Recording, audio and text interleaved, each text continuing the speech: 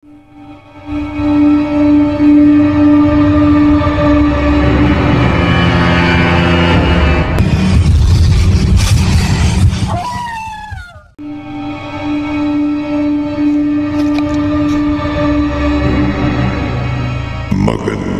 gabi, kaibigan.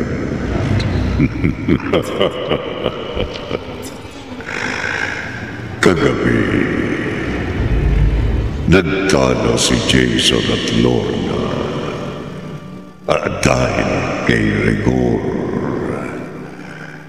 Gabi, sa lumang bahay, nag-uusap ang Rebulto at ang multong si Celso.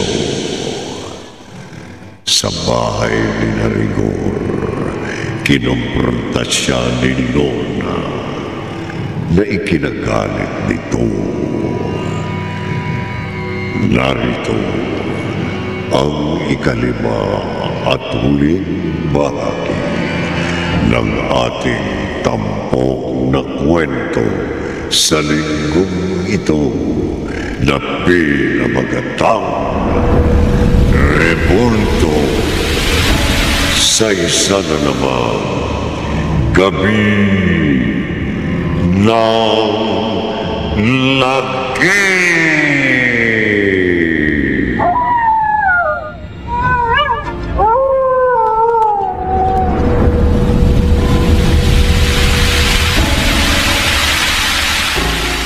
Lintik na babae yan. Masyadong pakialamera. Rigor, pabayaan mo na siya. Siguro labis din siya nag-aalala sa anak natin. Kaya ganoon ang mga nasabi niya. Wala siyang karapatan. Huwag na siya makabalik-balik dito. Baka mapatay ko siya. Hello? Good job. Patricia. Rigor, sino yan? Wala. Mali yata ang tinawagan mo. Sige, bye. Marie, dito ka lang. Saan ka pumunta? Hahanapin ko si Nisha. Teka, sasama ako. Huwag na. Dito ka na lang. Babalik ka agad ako. Pero... Dito ka lang. At huwag kang aalis. Kahit anong mangyari.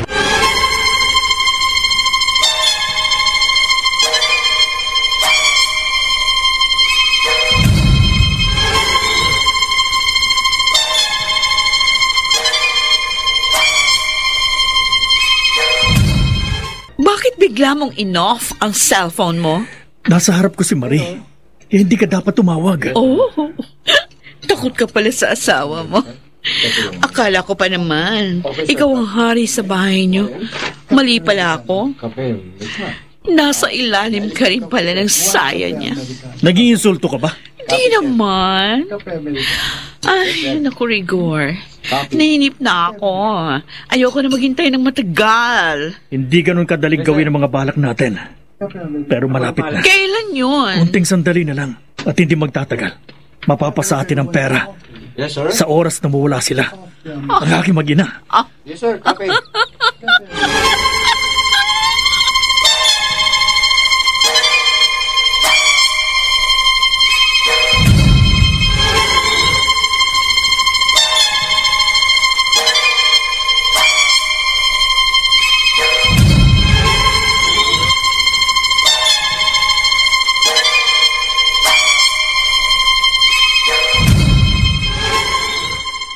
Kakainis. Nagmamalinis pa ang lalaking yun. Ako pa ang mali. Si Jason naman kinakampihan pang kapatid niya. Halos ipagtabuyan na niya ako pauwi dito sa bahay.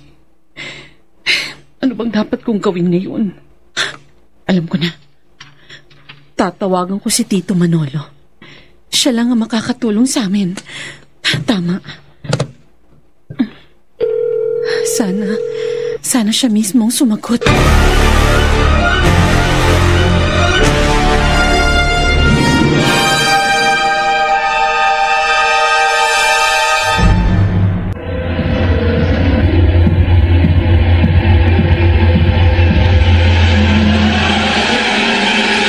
Balikan natin ang kasaysayang tampok sa linggong ito sa isa na namang gabi ng lagi.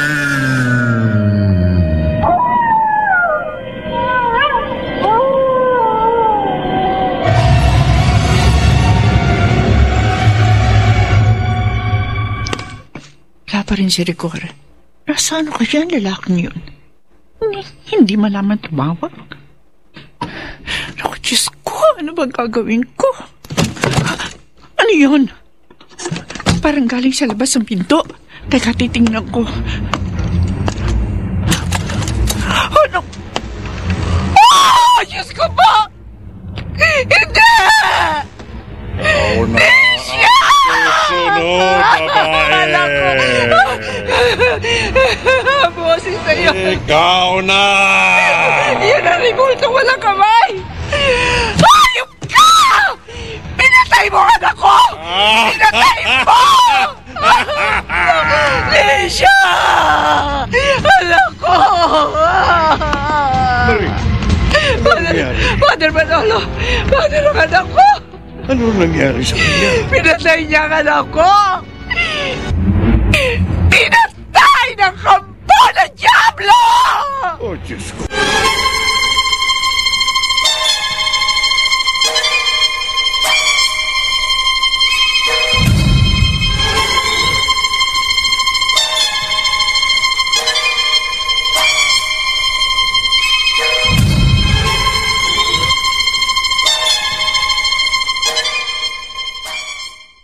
Salamat naman ho. Nakapunta kayo rito, Father Manolo. Bilang lingkod ng Diyos, hindi ko maaaring pabayaan ng taong pinaglalaroan ng kampo ng kadiliman. Dapat nang magwakas ang lahat ng ito, Padre. Walang makapananaig sa kapangyarihan ng may likha. Magtiwala lang tayo sa Kanya at tiyak, magtatagumpay tayo.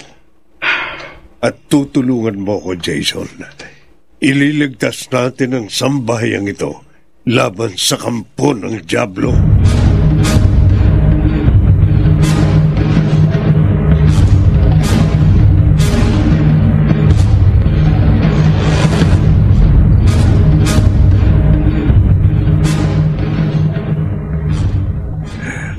Hayop! Hayop ang may gawa nito sa anak natin, Mari! Hayop siya! Wala na ang anak natin. Iniwan na tayo. Kasalanan ko ang lahat. Tama si Lorna. Ako ang dapat sisihin sa nangyaring ito. Ako! Rigor, ano? Talagang ikaw ang dapat sisihin sa nangyaring ito, Rico. Mang Celso? Napakasama mo.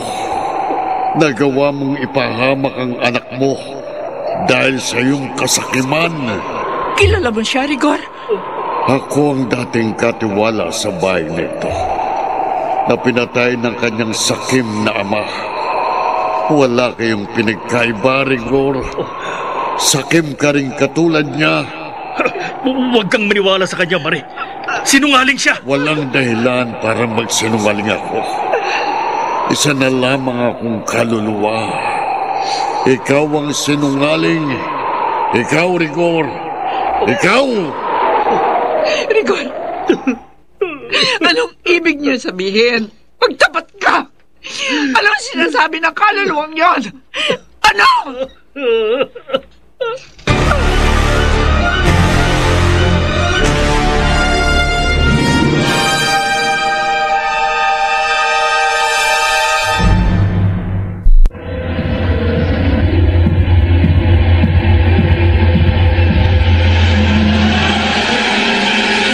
Balikan natin ang kasaysayang tampok sa linggong ito sa isa na namang Gabi ng Lagim.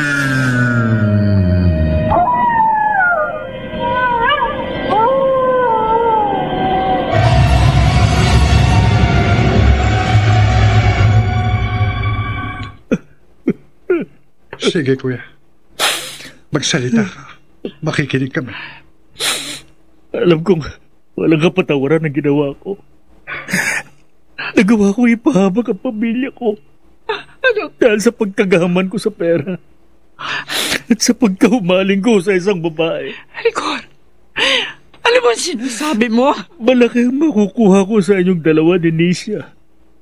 Sa isang insurance company kung mawawala kayong mag-ina. Kami ni Patricia, ang kalaguyo ko. Plinano namin ang lahat. Oh, Diyos ko. Ang bahay na ito. Dito ko kayo dinala, Marie. Para maging malinis ang kamatayan ninyo. Na hindi ako paghihinalaan. At kami ni Patricia, kami na magsasama kapag naganap na ang plano namin. Ayop. Patawarin niyo ako. Naging sakib ako. Napakasama ko. Oh! Napakasama mo! Napakahayop mo! Hayop! Namatay ang anak ko dahil sa kagagawan mo! Hayop ka! Hayop ka! Napakalaki ng kasalanan na nagawa mo, kuya. Pinagsisisihan ko na nagawa ko.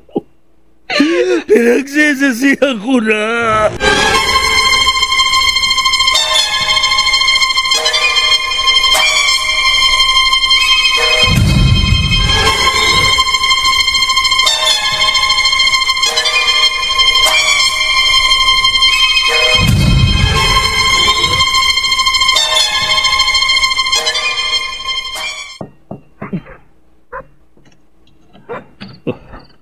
Oh, Rigor! Dinalaw mo ko na wala sa oras. Ibig bang sabihin yan, may dala ka magandang balita? Ano? Patay na rin ba si Marie? Hindi. Ha? Buhay na buhay. Ano? Hindi ba may usapan tayo na pupunta ka lang dito sa bahay ko kapag ayos ng lahat? At magsasama na tayo? Hindi na mangyayari yon, Patricia. Bakit may patalim ka? Dahil papatayin na kita! What?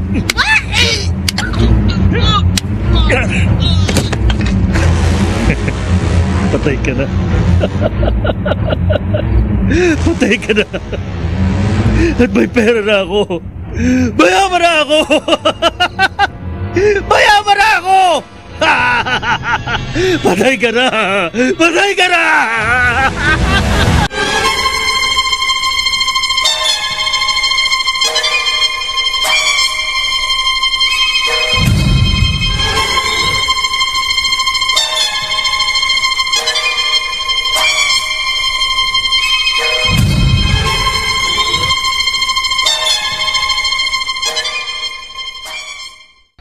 Hindi ko akalain. May basement pala ang bahay na ito. Ipinagawa ito ng papa para sa balak niya sa amin. Balak? Katulad ni kuya, pinlano ng papang mawala kami. At si Mang Celso, nalaman niya ang balak ni papa. Kaya hinadlakan niya ito. Ano? Labis ang pagmamalasakit sa amin ni Mang Celso. Nagkaroon sila ng pagtatalo ni papa. Naging mainit ang kanilang pagtalo. Nagpambuno sila at napatay ni Mang Celso si papa. Napatay? Oo. Aksidenteng humampas ang ulo ni papa sa pader. Planhe para mamatay siya. Pero bago siya nalagutan ng hininga, sumumpa siyang maghihiganti. At sinabi niyang, walang sino man ang maaaring magmay-ari ng bahay na ito, kundi siya. At papatay niyang sino mang aangkin ito. Yun ang dahilan kung bakit wala ni isa sa pamilya namin ang tumira sa bahay na ito. Punong-puno pala ng puot ang dibdib niya nang malagutan siya ng hininga.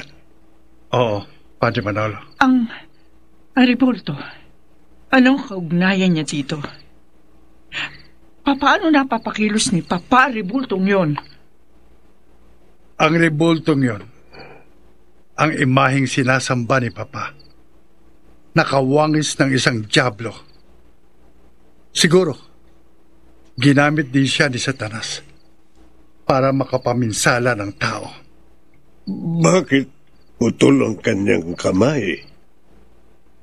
Si Mang Celso, bago pa man sumanib ang Papa sa rebulto, nagawa niyang basagin ang mga kamay nito. Hindi man nadurog, napahiwalay ito sa katawan ng rebulto. Pero napakikilos niya pa rin ito para pumatay ng tao. Kagaya ng nangyari kay Mang Celso, pinatay ito ng mga kamay ng rebulto.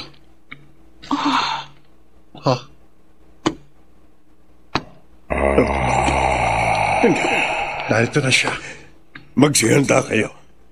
Tatagan niyo ang inyong mga sarili. Mga hangal, sa akala niyo ba'y matatalo niyo ako? Wala kayong magagawa laban sa akin. Papatayin ko kayong lahat! Hindi mo magagawa yan. Sa ngalan ng Diyos na pinakamakapangyarihan sa lahat.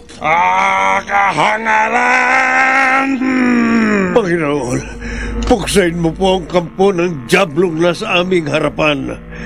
Lubos kaming nagtitiwala sa iyong walang hanggang kapangyarihan. O Diyos ko, supilin mo po ang kampo ng dilim na ito. Tumigil kayo! Itigil niyo ang mga sinasabi niyo! Napapaso ako sa bawat salitang binibitawan niyo! Para akong sasabog!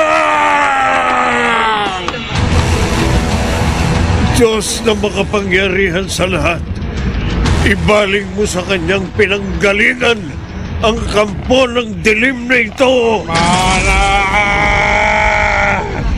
Tama na!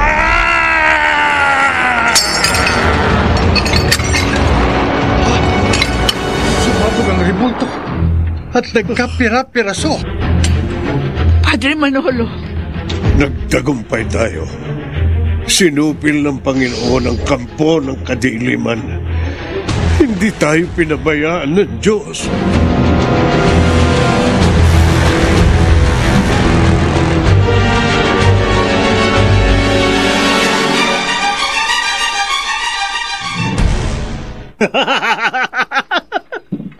Mayabara ako, dahil ko ng pera. Anak, akin lang to ha. Huwag kang hihingi ha. hindi ko alam kung maawa ko sa iyo o magagalit, Rigor. Pero panahon na lamang siguro makapagsasabi. Mapapatawad ba kita sa nagawa mo? Pero sana, mapatawad kita. Sana.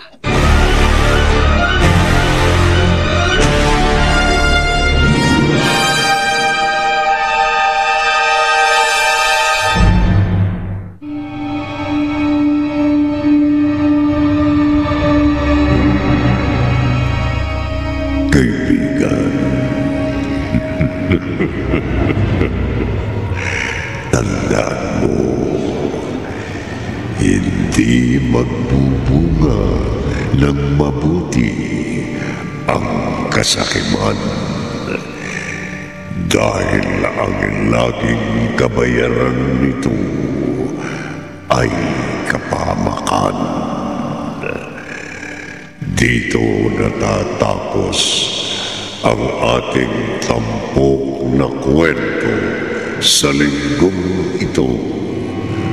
Pinamagatang Revolto sa isa na naman Gabi ng Lagi.